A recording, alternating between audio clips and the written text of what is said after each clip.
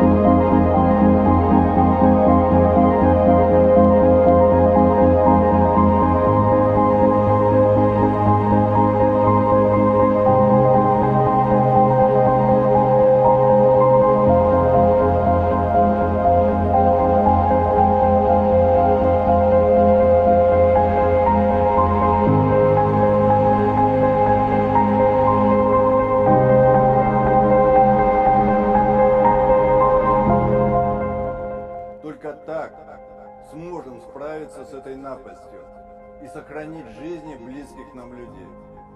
Как только угроза заражения отступит, Москва сразу начнет возвращение к нормальному ритму жизни.